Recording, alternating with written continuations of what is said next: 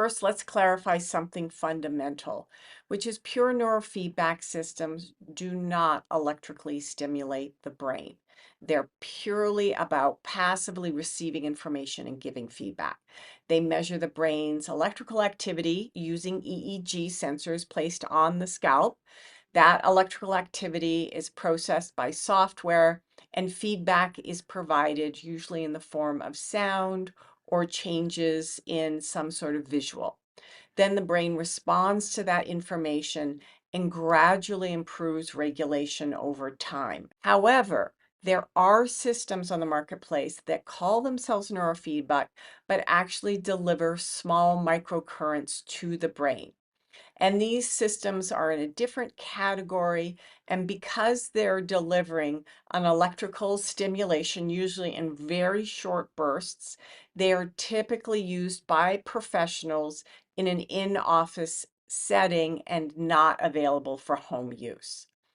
And so when people ask whether neurofeedback is safe, sometimes they're unknowingly mixing together two different types of technology, one that's offering the microcurrent, and then the other that is just measuring that brainwave activity and giving feedback, and so completely non-invasive. So another reason safety questions arise is that not all neurofeedback systems are designed the same way. So even that are in the category of pure feedback, some systems train specific brainwave frequencies like alpha or beta. So for example, they may aim to increase or decrease, certain brainwave frequencies based on what they consider to be maladaptive. And that approach can be structured and effective when guided appropriately, but it requires careful collaboration between the home and the individual who is administering that system. So instead of targeting a specific frequency band, there is a kind that's called dynamical neurofeedback. And that's giving the brain feedback moment by moment so it can assess what it sees as maladaptive. So for most healthy individuals working on stress regulation, attention, sleep, performance, neurofeedback is generally considered low risk. However, the context also matters. If someone has complex neurological conditions, severe emotional instability, acute psychiatric crises, that's when professional consultation becomes important. Even though this is general wellness and not medical devices, it's still important to have consultation with a healthcare professional whenever you're training the brain. So that's another important thing to factor in.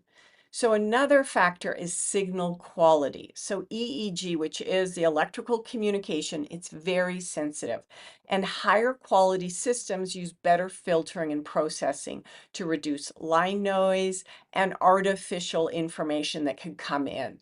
So lower quality signals are less precise feedback, less effective.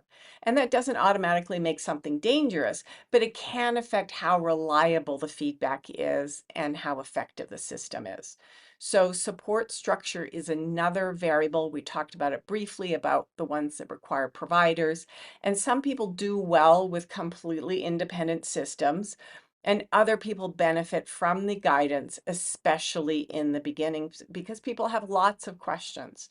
So the presence of support doesn't mean something is unsafe. It simply means that the system is designed and the user needs should match that system. So now let's address something really important, which is sometimes during neurofeedback training, people report temporary fatigue, emotional shifts, mild headaches. These are usually short-lived and often reflect that nervous system adjustment. So they should always be monitored, right? You should always feel like you're on top of what's happening inside your body and have someone you can connect with about that. And if something feels destabilizing or persists, that's when adjustments or consultation really matters. And of course, having someone who's been doing this a long time is also very helpful. So, bottom line, is home neurofeedback safe? And the answer depends on three things. One is the type of system. Two is the quality of the signal processing, although that doesn't have so much to do with safety, but it does impact it. And then the level of structure and support is another variable that really plays into the quality of your experience. So it is not inherently unsafe, but is also not something to approach casually without understanding the specifics of how that neurofeedback system works. So if you're considering home neurofeedback, the goal isn't just to ask, is it safe? It's really better to ask the question of how is this system designed? And here's what I'm thinking of using it for. And are these two things a good fit? So in my previous video, I explained the different types of home neurofeedback systems and what actually matters when you're choosing one. You can watch that next and get the full framework now that you've discussed the safety. And please leave a question in the comments if you have one.